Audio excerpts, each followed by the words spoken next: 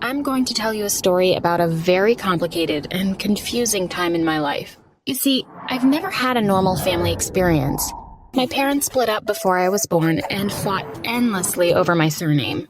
My dad sued me when I was a child, which led to an insane trial that lasted from the time I was a few months old until I was 5. Growing up in that family wasn't easy, and now that I'm in prison, I can see why I've made some choices of mine, especially after my mom told me a secret she had kept from me my whole life about what my dad has done. But before I continue with my story, hurry up and subscribe to this channel, or all your friends will know your most embarrassing secrets. So, she was in the hospital for only a few days while my father was trying to reach her. When she got back home, she found him waiting for her there. Mom called the cops and had my father removed from the house. A few months later, my father sued to have my name changed. The thing was, he didn't sue my mom, he sued me. My mom had to dress me up and take me to all sorts of trials when I was only a few months old. The process was stretched out for so long and was all over the news thanks to my father's lawyers. The trials went on for years, and they were anything but civil.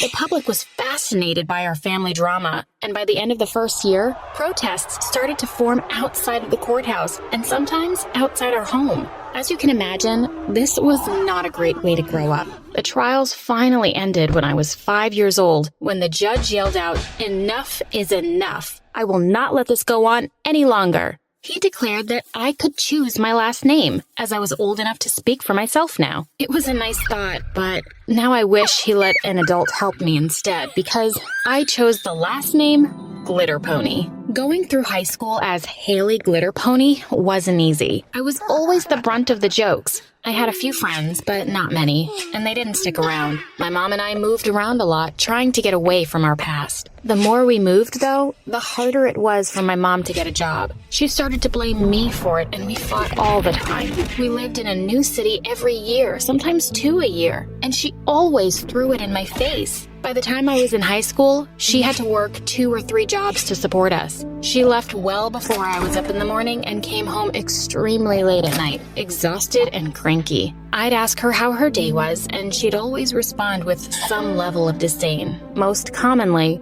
"I used to be a nurse before you and your drama came along." I would do my best to sit in silence or leave the room, but when she was in her room with her TV on, I snuck out. It didn't matter where I went. I could just even go sit in a park. I just had to get out and do it on my own terms. One day, I met some people my age in an alley hanging out. They were clearly part of the tough crowd, and I wasn't sure that I could convince them I belonged enough for them to talk to me. I did everything I could think of to convince them I was just like them. I talked tough and even lied and said I had done a bunch of stuff I hadn't, like shoplifting. They saw right through me, laughed at every word that came out of my mouth. But apparently, I was entertaining enough to have earned their attention, even if it was only for the time being. They invited me to a job with them. They said they had to keep it vague so as not to incriminate me. I was pretty sure that taking me along was far worse incrimination than knowing the whole plan, but I wasn't going to ruin this opportunity. We went to a jewelry shop just around the corner, not even a block away. They handed me a rock as they surveyed the area and got a lay of the land. "Here's the plan. You throw that rock in the window of the shop at the end of this street. It's going to set off an alarm. You run down the street and meet us in the alley on the right 3 blocks down," the obvious leader said. "So, what are you going to do?" I asked, not feeling great about this idea. "The less you know, the better. Now go." I had never done something illegal like that before, but it sounded so exciting. I ran to the end of the street and identified the shop they were talking about. I looked around and made sure the coast was clear before doing the job assigned to me. I looked at the rock in my hand and then through the window of the shop. I felt bad about it, but I excused it by saying they probably had insurance and the owners were probably abusive to their employees anyway. No one's innocent, right? "What are you waiting for?" I heard coming from down the street. It was now or never. I threw the rock and a piercing alarm began to sound. I ran faster than I've ever run before. I did my best to count the blocks so I knew I was in the right alley. But my heart was pounding so fast and I was so full of adrenaline that I couldn't think straight. I stopped in the first alley I found, careful to crouch down behind anything I could find and keep to the shadows. A few minutes later, I heard sirens blaring and saw blue and red lights go flashing by. At least they wouldn't find me, I thought. I hid there for about 5 more minutes before I saw the leader of the group run past the alley. I decided that it was better to just stay where I was and lie low until I could get back home undetected. I never saw any of the other members of the group rush by. I thought they must have run the other way, or worse, got caught. When I got home, there were only a few hours left before I would have to get ready for school. I was too amped up on adrenaline to sleep. So I just laid in my bed, vibrating with the excitement of what I had just done. My mom never noticed I was gone, and I saw the start of a beautiful, beautiful thing. I snuck out every night after that, and I got better at it the longer I did it. I had a system. I never went to the same place twice, never talked to the same people, and always tried something completely new, often risky. I tried not to get involved in group activities like the first night. That was a rookie mistake. Some nights, I just wandered the streets to see if I could find anything better than the prison that was my house. Sometimes I'd find new people to chat with, mostly groups of homeless people, and I would often put on a new persona each night. No one could recognize me in the dark, which was something that I liked. One night, someone did recognize me though, and it caused me to break all of my rules. I wasn't expecting to ever come across him again, but once I did, there was no getting out of it. I was trapped. Nothing was ever the same after that night. I was walking down a new street in the more residential part of the city when I got a feeling that someone was following me. I kept my cool, being sure to make nothing at all seem out of the ordinary. I listened carefully and identified the sound of the footsteps moving at the same pace as mine, not too far behind me. I took a deep breath and picked up my pace, trying not to panic. I couldn't possibly imagine who might be following me. I had done all sorts of unspeakable things during my night excursions at this point, but I had always been careful to remain unidentifiable. Who was following me? I kept walking with my eyes glued to my feet and the sidewalk. If I just kept to myself and walked quickly, maybe I could get myself out of this situation safely. I couldn't have been more wrong. As I turned the next corner, I felt a hand get a firm grip on my shoulder and pull me backwards. I had been walking so fast that the shock almost caused me to fall over. The grip never loosened, though. I started to scream, but before I could muster a sound audible enough for anyone close by to hear it, a hand covered my mouth tightly. "Keep quiet," a familiar voice said sternly. The person pulled me into a dark alley and pinned me against the wall. There wasn't enough light for me to identify who it was, but I knew that voice. Who was this person? "Look, I'm not gonna hurt you. We need to talk, but in order for us to do that, I need you to not scream. Can you do that?" I nodded my head as best I could, and he freed my mouth. I didn't scream, and he let out a sigh of relief. "You don't know my name, but we met a few weeks ago," he sighed. "I handed you a rock." I was confused for a minute before it hit me. This was the ringleader of the robbery on my first night sneaking out. But how did he find me? "Look, I just need enough money to bail my friends out, that's all. Without my crew, there's no chance in hell I'll get enough. I need some help." "What is it exactly you want me to do?" I still didn't have the slightest clue how I could be of any help to him at all. "I won't ask you to do what I do, that's too much. But if you could just keep being a distraction for me, maybe I can pull enough jobs to get them out of jail." "If you don't join them there first," I said with a little more sass than I had intended. "Hey, I have to try, don't I?" I respected his loyalty to his friends, but I didn't think his plan could ever work. I never expected what would happen next. I followed him down the street to the store he intended to rob. "What do you want me to do?" "Like last time, I need you to break a couple of windows, then run like hell." I only broke one window and I wasn't too crazy about it. I lied. "They've got insurance and all the owners are all major jerks, if that helps." "You're just saying that. There's no way you know all of these store owners," I said, calling his bluff. "All the richer jerks," he said, handing me 3 large rocks. I took the rocks and sighed deeply. What choice did I have?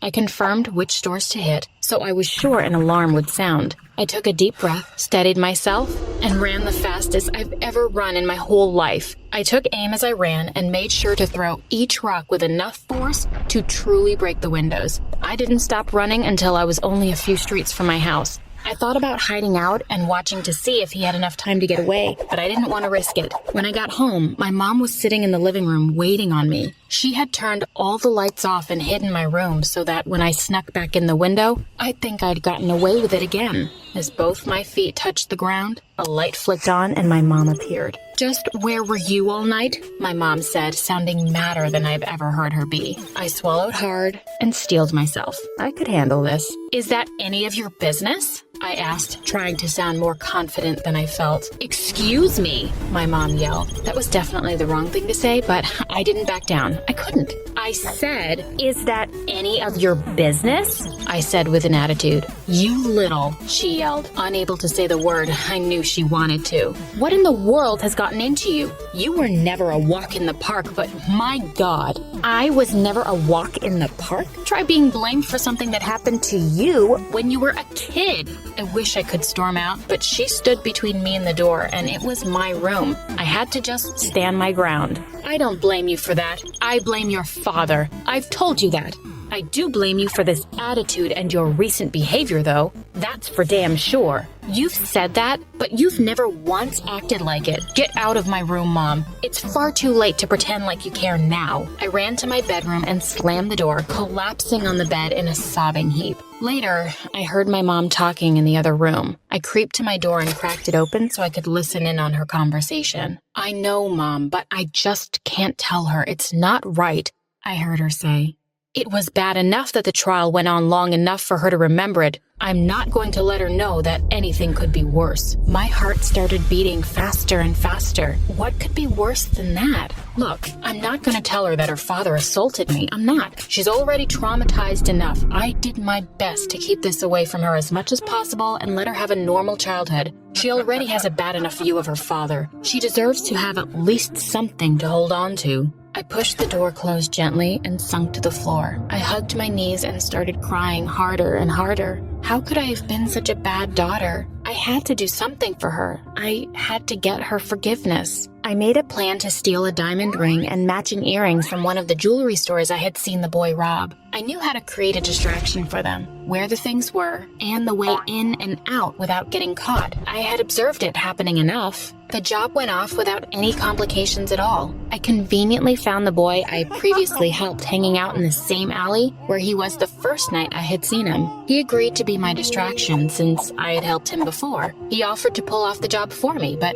I didn't trust him to give me the items he had stolen. When I got home, I wrapped the beautiful jewelry I'd gotten in a nice gift box. Since I had stolen them, they weren't in one of the jeweler's boxes, so I dug around my room in the hopes of finding some old ones. I was so excited to give them to my mom. I knew they would make her so happy and that she would forgive me instantly. When I got home that night, I gave her the jewelry I had stolen for her, and her reaction was even better than I had hoped. Her eyes teared up immediately, and she gave me the biggest hug she ever had. "Oh, honey, how could you ever afford these? This is so unbelievably sweet. You did not have to do this. I found a good deal. Don't worry about it, Mom. You deserve it and more. I'm so sorry. Please forgive me." We hugged and cried, sharing a beautiful moment together. That night, we watched our favorite movie and ordered a delicious dinner. We stayed up until the early hours of the morning, talking and laughing at silly movies. The next afternoon, we were woken up by a pounding on the door. "Police, open up." Mom rushed to the door, having no idea what was going on. My heart started to pound. I was certain that the jig was up and I had been caught. There must have been a security camera somewhere, I thought, and now I was busted. When my mom answered the door and the jewelry I had taken for her, the police immediately arrested her. They told me that she had stolen the jewelry and that I would have to go live with my father. I knew I couldn't go live with him. So after the police left,